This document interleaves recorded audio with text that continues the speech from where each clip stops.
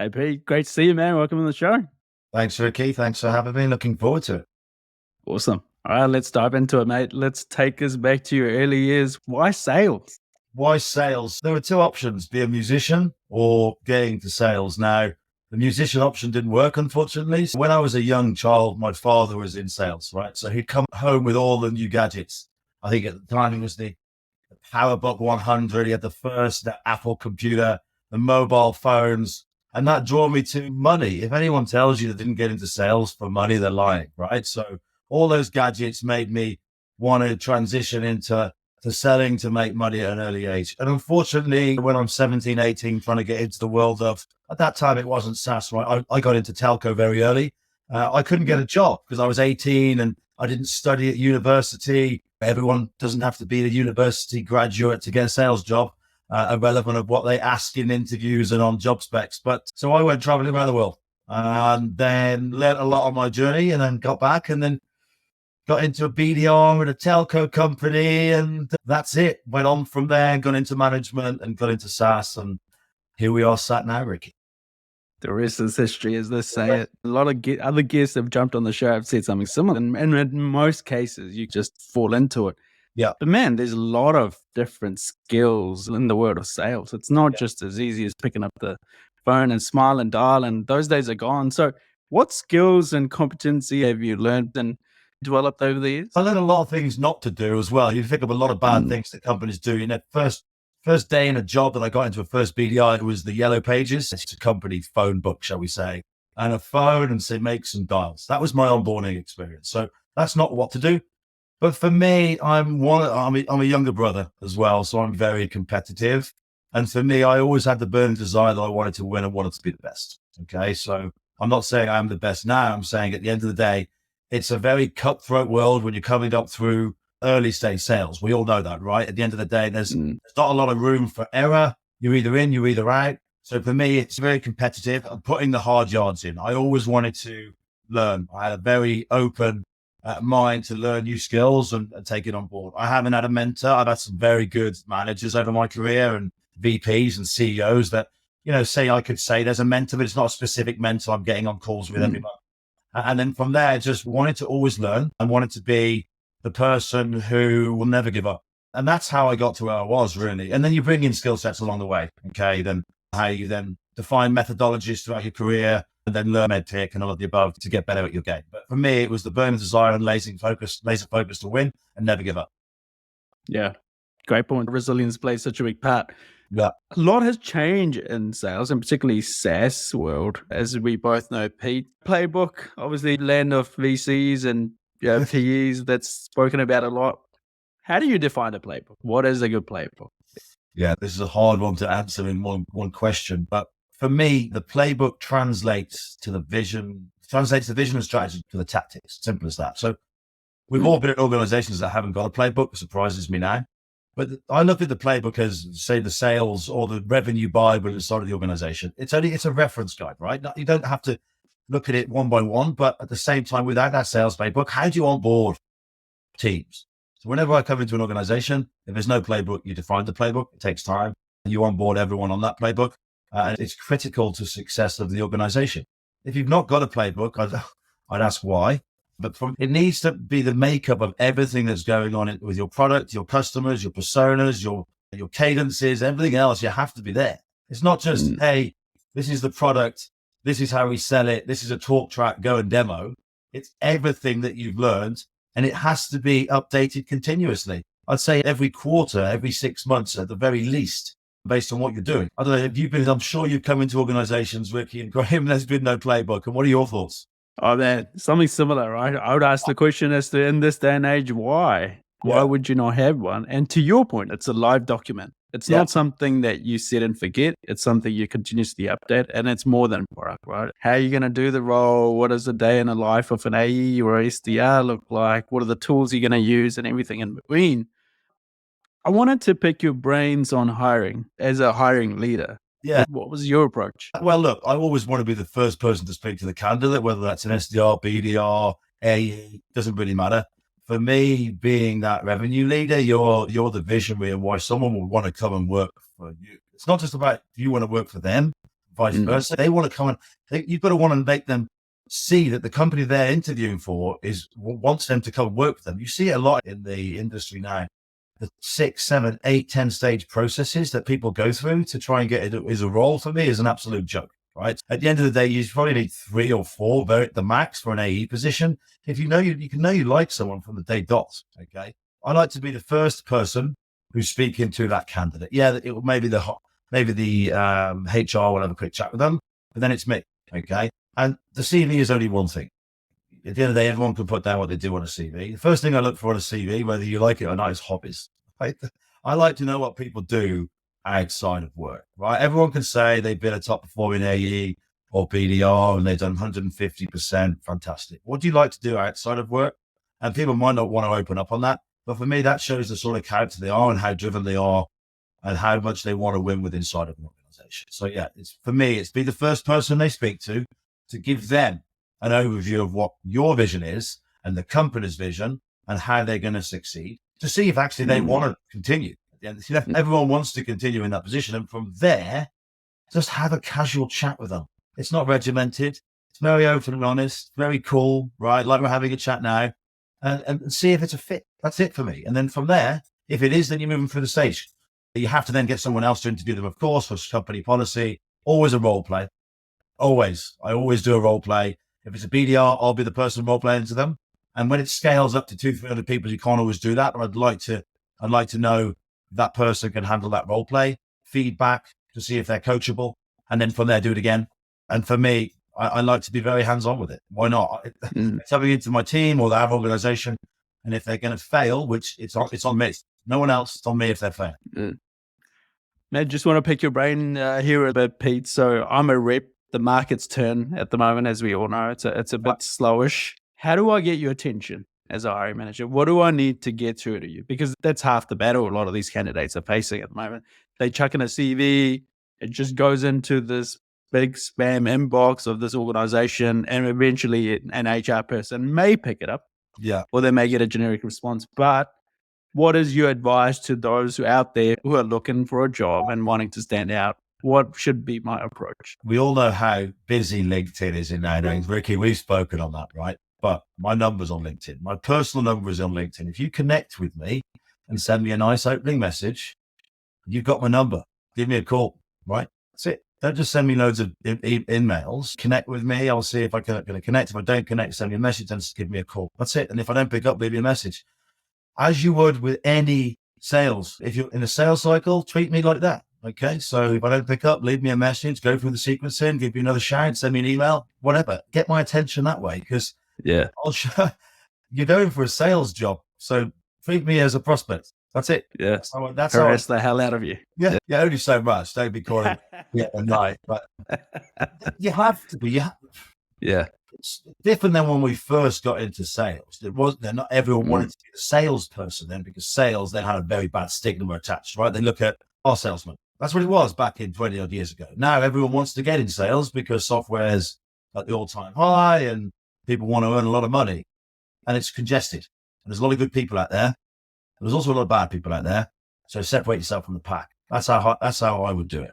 Yeah. Great tips, mate. And what are your big red flags? What are some of the big traits that you're like, mate, love you to bits, but we're just going to have to leave it here? Questions, not having enough questions. It's getting into an interview or interviewing a candidate. I always like to say, hey, I got loads of questions for you, but what have you got for me? So you start. It's a different way of doing it. Yeah, because they're expecting me to show up and go, hey, tell me a little bit about yourself. Tell me about your roles, which is the standardized way of doing it. Flip it around to them. Hey, guys, I got loads, but let's see if it's a fit for you first. Then we can come back to me. What questions do you have? Now, if they all of a sudden go, I haven't got any questions, then that's a big red flag for me, because guess what? If they haven't got any questions for me, what are they going to ask their prospect when they're going to run an enterprise op? When they're going to do the discovery session? Because we all know, and I could do another session on this, how bad some discovery is in organizations. They'll just go and show up and throw up and demo.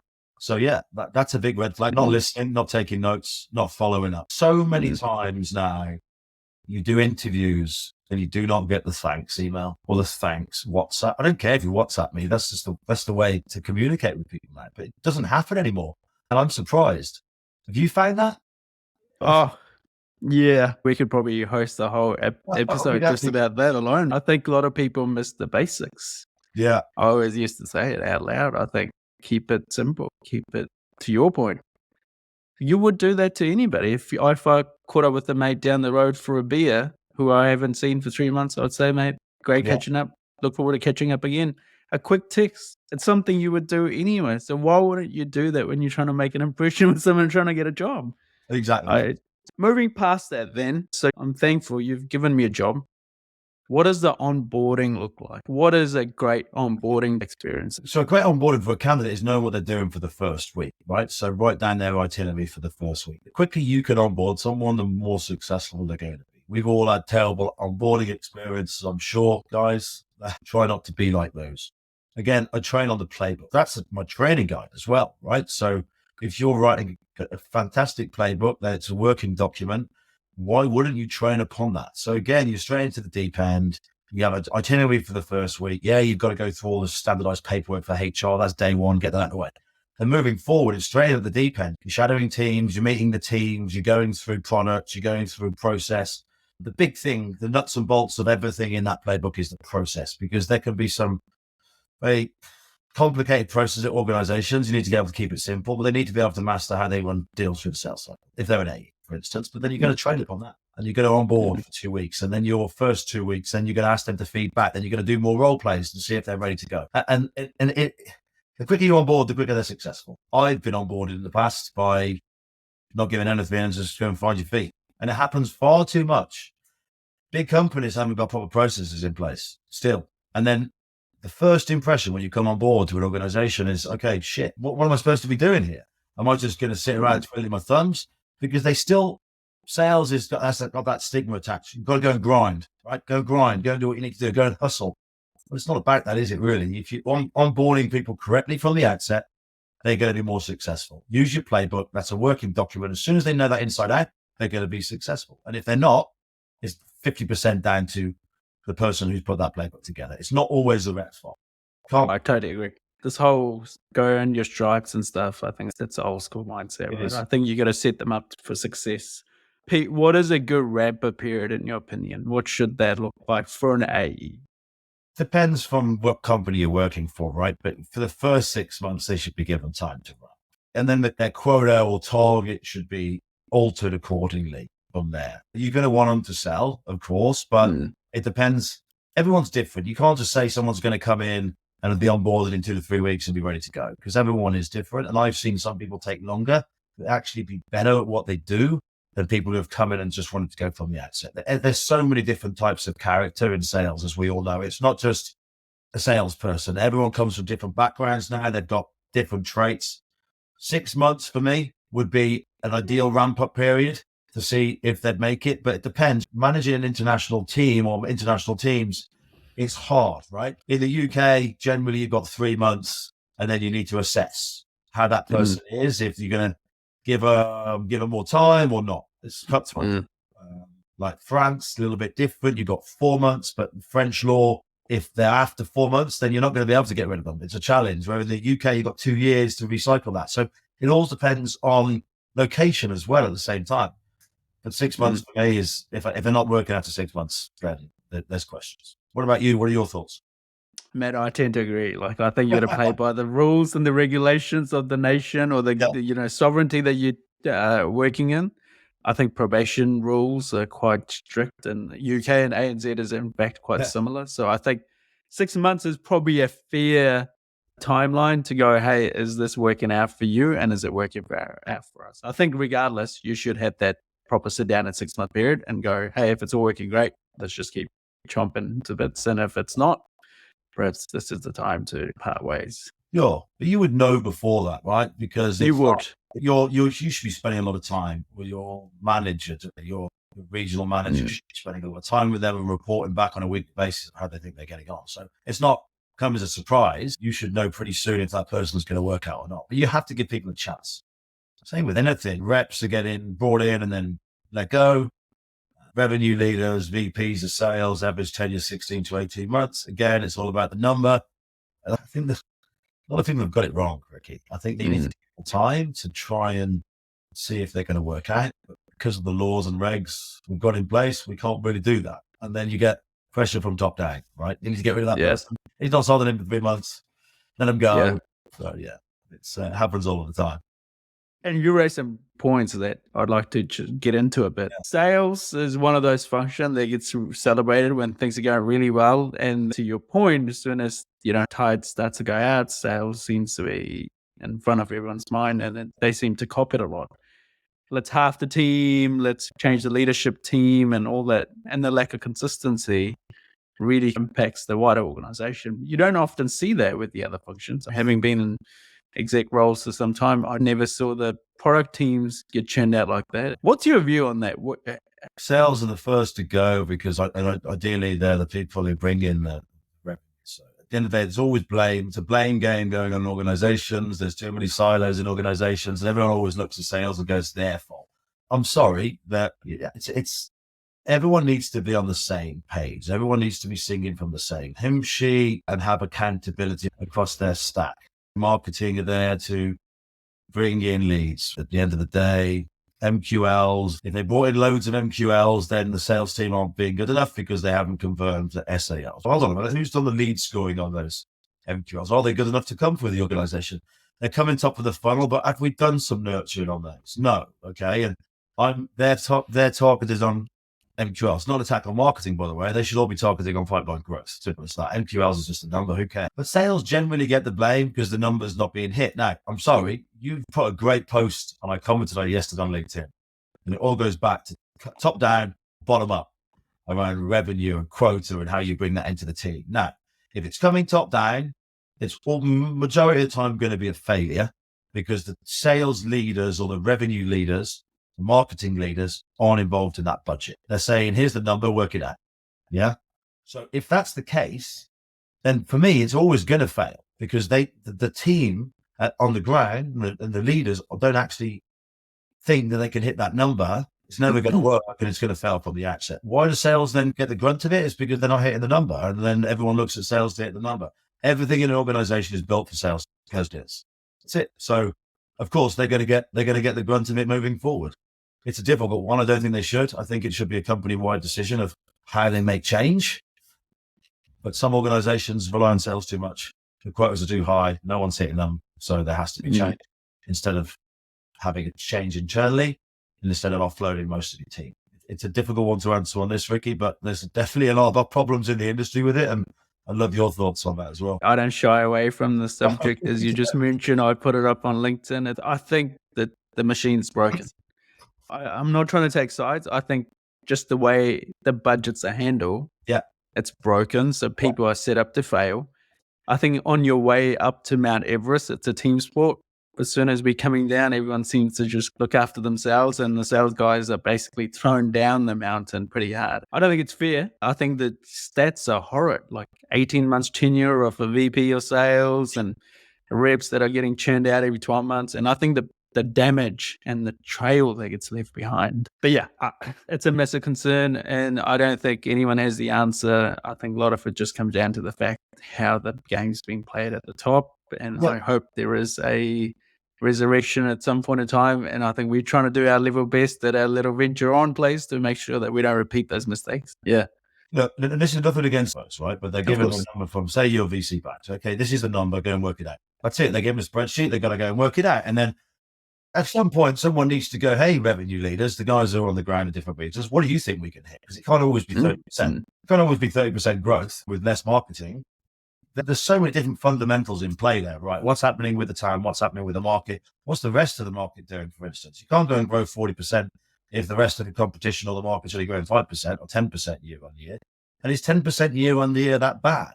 In a pandemic, I worked in enterprise video, right? It was the best market to be in at the time. Look at Zoom in that market. Look at their growth from a freemium model through to how many users they got on board. And then the world changed. But I was lucky then. Were there other organizations selling SaaS to retail doing well then? No, they weren't. Everyone got the bump. It has to be a team sport, figuring out quotas. Reps, 60, 70% of reps are hitting quota. Why is that quota's too high? That's the companies expect. Now, I'm sorry, there's been a lot of research into this. If a rep was given a lower target, and they hit it very soon on in the year, they'd actually go and sell more. And it's proven. If you've got $1 million target and you know you're only going to do $500,000, you're going to be annoyed from the day dot, and you're probably going to look for another job and churn and move forward. That's just life. Quotas are too high. People don't look at the reps. They just look at the number, and that needs to change. And hopefully with people like ourselves banging that drum, it might help, but never say never. Let's see. Yeah. To that point, SalesLoft have just put out their 2023 reports, and globally, as per the stats they put out, 50%, less than 50% of the AEs are likely to hit quota for a year of 2023. Now, you would have thought on back of what happened or started to happen last year, we would have learned our lessons. Yeah. Hence why I put that post up. I'm like, we're in the planning session again. Are we going to make the same mistakes all over again? Or to your point, is sometimes 10, 20% growth sufficient? Or are we just constantly trying to go after something that's just not achievable? Trying to shift gear here a little bit, Pete. What's the biggest mistake you've ever made in your leadership role? One. Just looking for one. That is a loaded question, Ricky. It's unfiltered for a reason. It is. Biggest mistake I've made. It's me moving companies too soon, I would say, because I was so competitive, but I always wanted that VP title from the outset. And of course you do. You're going to get there, and maybe not doing enough due diligence on that organization when I wanted that VP title. It was not rabbit in headlights. It was like, I want to get to VP. I said I wanted to do that before I'm 40. I was 38. Yeah. Then the next step in your career. And it's the £1 million house. It's the sports car. It's all of that. That's how my mind is made up. But I went too soon. I did the due diligence, but didn't do enough. So it was a mistake. And then a couple of years down the line, it wasn't, I'd already left the organization to a new venture. It got bought out and it wasn't in a good place. I would have done more due diligence. So I made a mistake, but I actually learned from it. The next company I went into, then I did more due diligence. I was a more experienced leader, as in from being able to look at the ins and outs of the finances of the organization, if it's going to work well. So I learned from it. But yeah, it was probably moving too soon, not doing enough due diligence on the first two people. And that's nothing against them. They're not around anymore, so it's fine. I can say that. I really appreciate you for being candid, and it's a lesson learned by the sounds of it. For listeners out there, when you say I should have done more due diligence, what should that due diligence look like? Because this is a question that comes up. I guess so many people listening to this who are currently sitting as senior AE going, fuck, I want to be a director. I want to be a VP. As much as people don't say titles don't matter, I'm yet to meet too many people out there who actually are not gunning for that title. Everyone's going for it. I think when you're coming up, you want a title. When you get there, it's not about the title, it's about the person. We all know that. Right? You won't be remembered for being a VP or a CRO or a CEO. You will be remembered how you treat people. You only know that when you get to the top. So the things you've got to look at, you've got to look at their balance sheet, right? You've got to look at the financials because they are fundamental to the organization. You've got to look at the Rule of 40. Yeah, you have to, right? If they're less than that, you've got to ask questions why. NRR, GRR, LTV, CAC, right? They're key fundamentals you've got to look at to an organization to see if it's working for me. Yeah. And then all the other things that come alongside that, you look at the customer base, you look how long the total ARR, but that for me is not everything. But the key metrics, if they're in the right place or need to be improved, fine. If they're off the charts, great. If they're really bad, it's a red flag because those stats don't lie. Now, if the company doesn't want to give you those or they don't know those, that's also a red flag because we have that. We don't know. It's very strange that some people don't want to give candidates access to those real world stats or they don't have them. So for me, it's a big thing. I'm glad you touched on it because I was going to ask you, but that's what I often hear, that a lot of people go, oh, how do I even get that information? Because they're privately held. The information is not out in public. They won't give it to me. Great that Pete's telling me to go look at this sort of stuff, but I can't get to it. Graham's actually the CEO of this place. He just won't fucking share it. What do I do? But he's offering me 50% base increase on what I'm earning. So do I take it or not? This is it. People take it because they want the money and then they go 6 months down the line, actually, I'm just going to churn this because it's just not working out. It's a red flag, right? Those stats don't lie. As I mentioned earlier, they're fundamental to a good operation of business. We all know that. We've been in the same sort of portfolio together, Ricky, and financials of everything, you need to go into the granular detail about everything day in, day out. Now, am I saying that just because they're financials and it looks good on the balance sheet, they're a good company to work for? No. Because if the culture's broken, that's completely different. If the culture's broken in an organization, I won't want to work for them either at the same time. So there are a number of things you need to look at. But one is metrics, 2, culture, 3, biggest thing for me, can a CEO give me the vision and do I want to work with it? Or can I work with it? That's another thing. A lot of things you've got to look at, because if you've got great stats, great culture, can't work with the SLT, you don't get on with everyone, right, guys? It's one of those games we live in. But if it's perfect harmony, great, I'll go and work there. A lot of things I've learned. Yeah. Wise man you are now. Wasn't this wise 5 years ago? You learn it. I hear you, man. I hear you. Yeah. So Pete, culture, you just brought up culture, and culture is an interesting one. I love talking about it, and I love hearing people's perspective on it. Yeah. What defines a good culture for Pete? What does that actually mean? Because it's such a broad subject. It is. Again, I've read a lot on this as well, and it's sales is, again, a cutthroat world. It's all about going out there and hitting the number. But high performance companies with no culture, it's proven that there's a lot of burnout. We talk about burnout in this industry. Again, it's stigmatized. People don't really talk about it. So I'll tell you what, there's a lot of mental health issues in sales, and there's a lot of problems around people saying, go and do what it's needed to get the job done. And no one really giving a shit about the person. It's all about the person. If you've got a great team and a great culture and people want to get up every single day to come and work for you, the number doesn't really matter, because if all those fundamentals are in place, it's all going to fall into line. Yeah. People like working with me because I am now with Trent. Nothing changes. As a revenue leader, it's a lonely place. These guys, you're in there by yourself. You're not friends with everyone. They're not friends with your team. You get on with them. Yeah. You have to get on with them. There has to be a fine line. They have to be accountable. I have to be accountable for my actions. I'm not one to berate people. Yeah. I'm not that sort of person.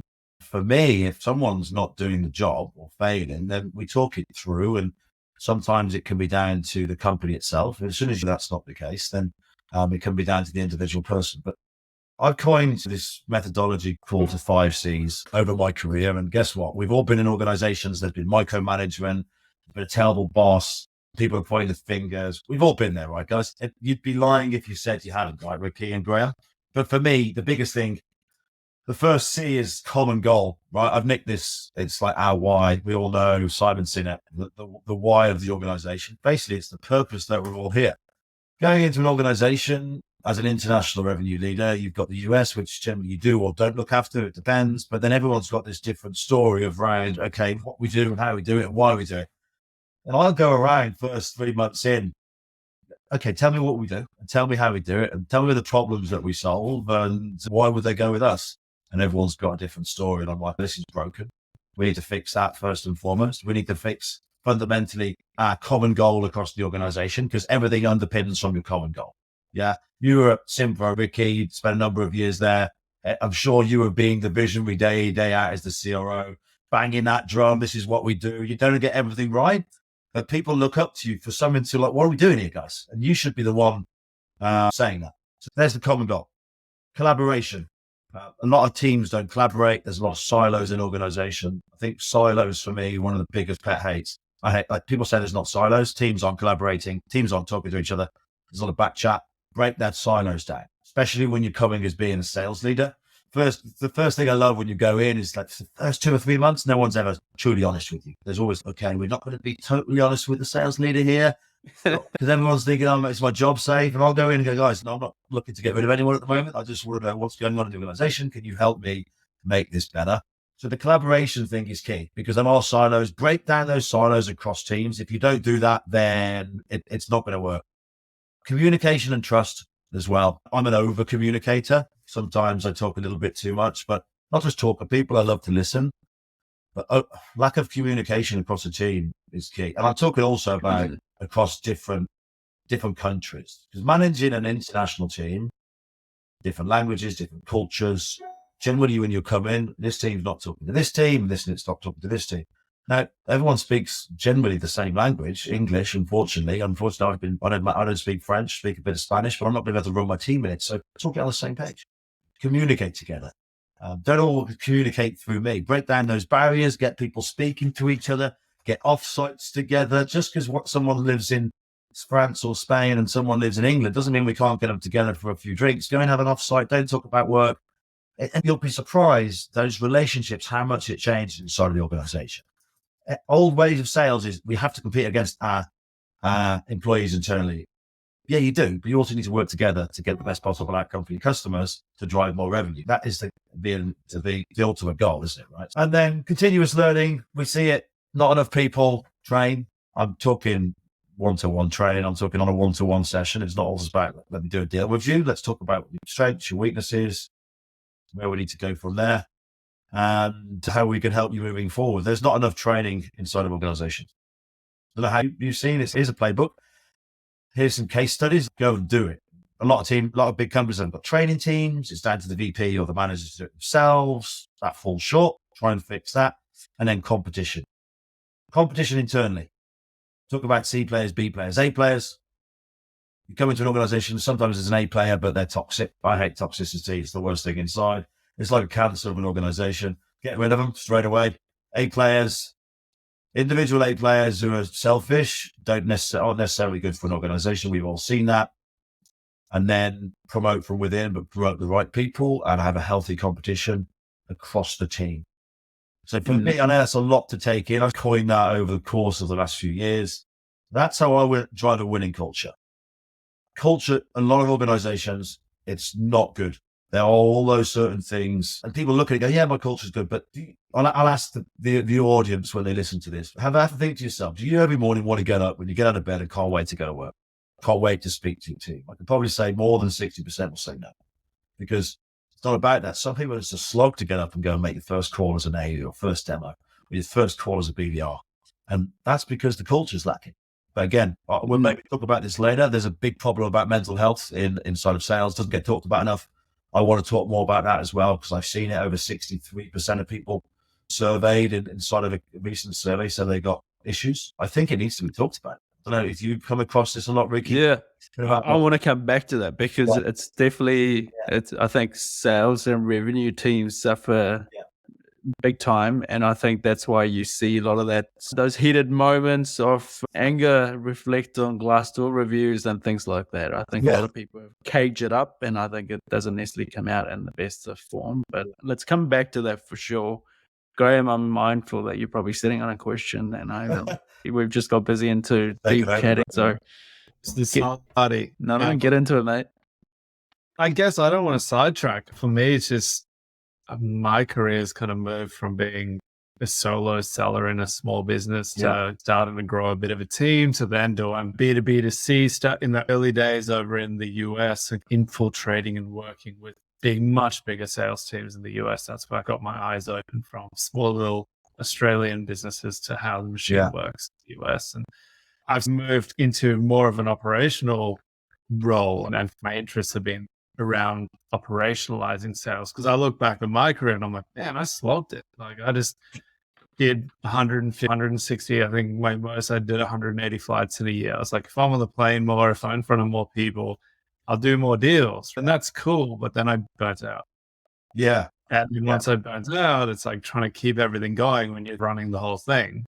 That was probably one of the biggest mistakes I've made, even though we had a successful company and we did well. So I started moving more into operations and going, how do you operationalize sales? So hearing you guys talk, I don't want to get in the way because it's such a good conversation around everything. But you talk about ramping, you talk about onboarding, we talk about churn on customers, but then now you're talking about churn on salespeople and then onboarding. So it's a long conversation around what are the systems that you use? What are the things that you build a playbook, but then when you want to onboard somebody and you bring them in, you say, this is the sales cycle. We're going through that now, Ricky and I, building out for the companies we work with. Yeah. Like, we want to not just go, hey, let's build a sales playbook. Let's not just teach you how to actually build a sales team, but we want to give you the systems as well. Yeah. Use this system and this one, use them in this way, apply these things to it. And then we take that and mold it for the business. So we've gone out into the wild and we've had lots of conversations, and Ricky's had a lot more than me. But what are the core systems? I guess you can name drop. So the changes in systems now with AI and everything else that's going on, they're evolving really fast. So what's sort of your go-to, maybe 4 to 6, I guess, systems? Try and cap it because we can talk for 3 hours on this. Well, firstly, you have to get it signed off. But in many organizations, they've got Salesforce. It's all over the place. They've got 5 instances of Salesforce. And there's no data collaboration between the systems. For me, I'm a Salesforce lover, right?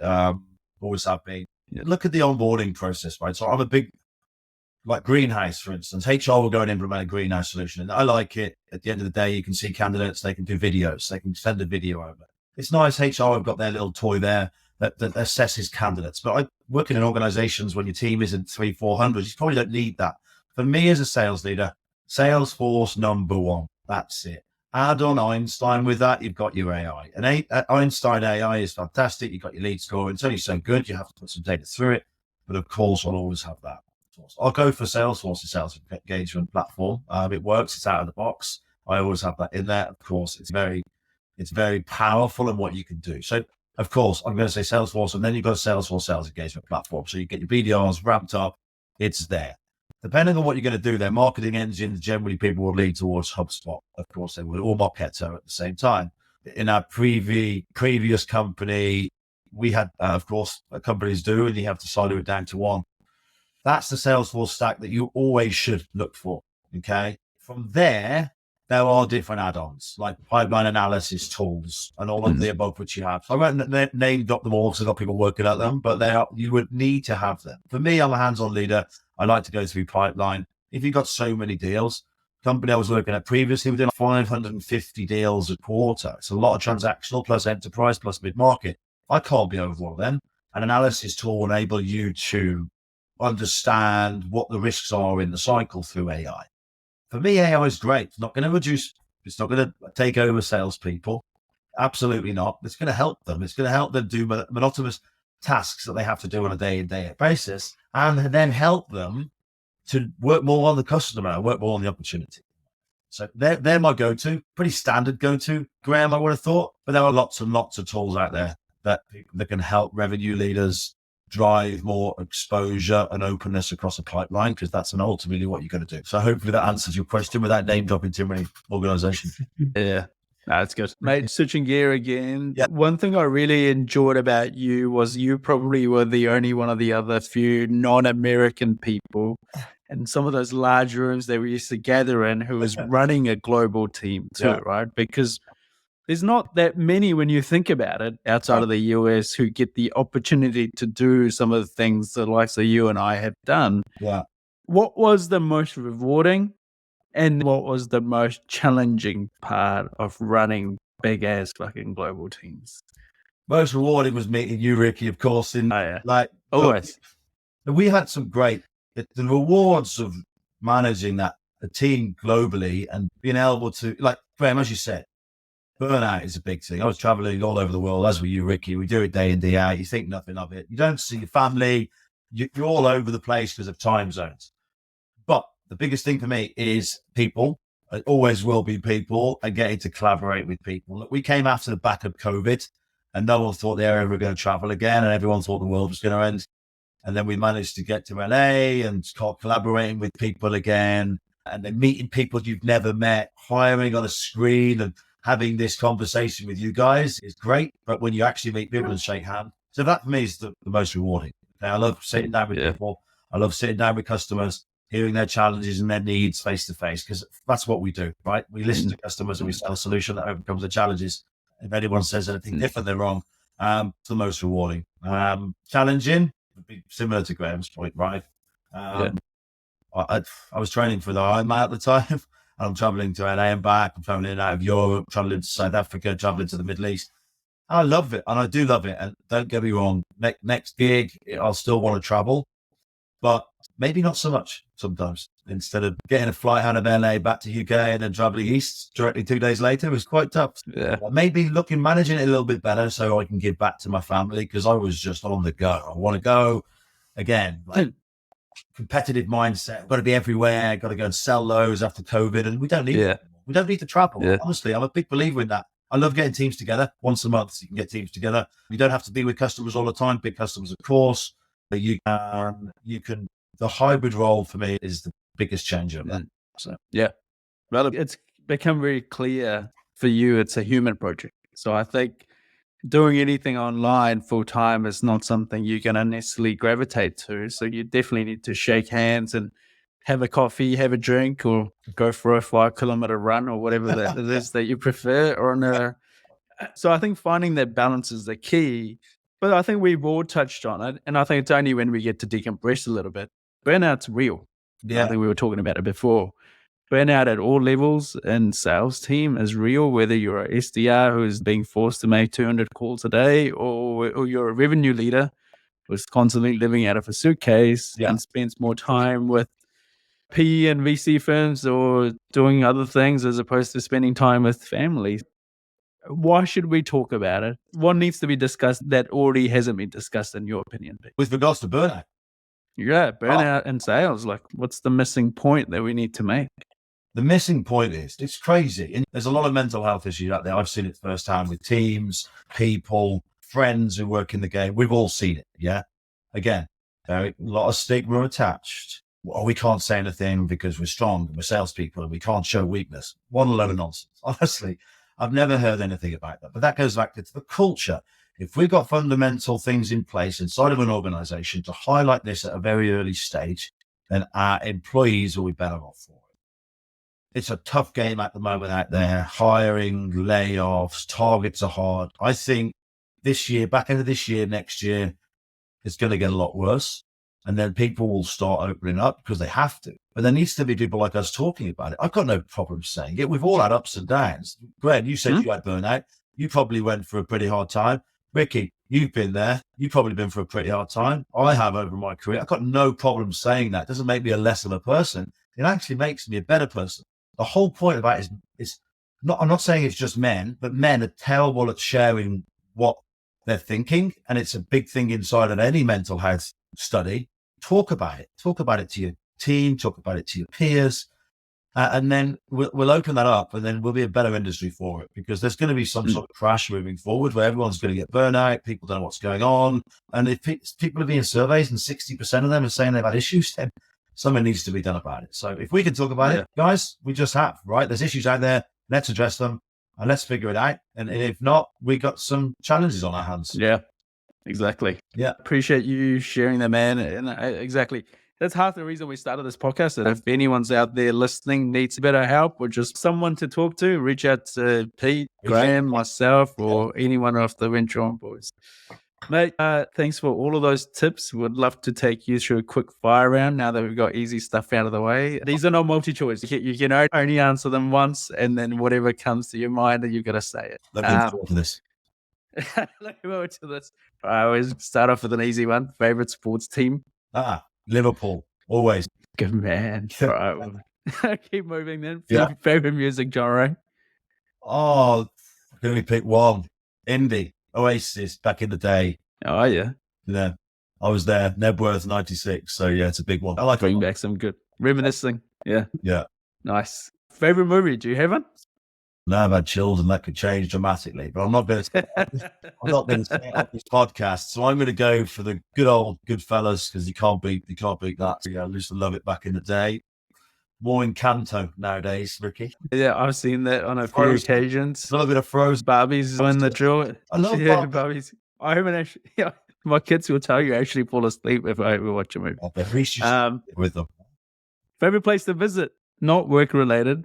Place to visit with the kids and family. Oh, I hope they don't hear this. I've visited a lot of places and always wanted to go to Lapland, and I'm not going to let them listen to this till after. But we're surprising them this year. I've never been there. I've been a lot of places in my career with work, traveled around the world. But I'm really excited to go and see Santa, because it definitely does exist, and we're going to go and take the kids there this year. So fantastic! To that one as a surprise. Oh, awesome. Yeah. And mate, this is the main one. There's even a poll out for this. You know, see me talk about it all the time. Peanut butter, how do you like yours? Crunchy or smooth? I'm going to be very controversial here. I now eat smooth all the time, and I go for about a kilogram tub a week because of training. I love the stuff, right? I have it in the morning. Oh, yeah. Put it in your shakes. Put it in my shakes, have it on toast in the morning. I come down and have it on bananas and give it to the dog. We're a peanut butter family, but I switched. I used to be crunchy. I switched to smooth about 2 years ago, and I've never turned back. Guys, all there talking about crunchy. It's all about smooth, guys. Come on, get on board. how this works though, right? You already see it, man. We always just edit it out. So the only part you're going to get out of this is that I love crunchy. I know. I love smooth. Smooth. Awesome, mate. This has been a blast. This has been fun. Time's gone real quick. So I appreciate you coming on and sharing all your wisdom. Really appreciate it. You have a great day and speak to you soon.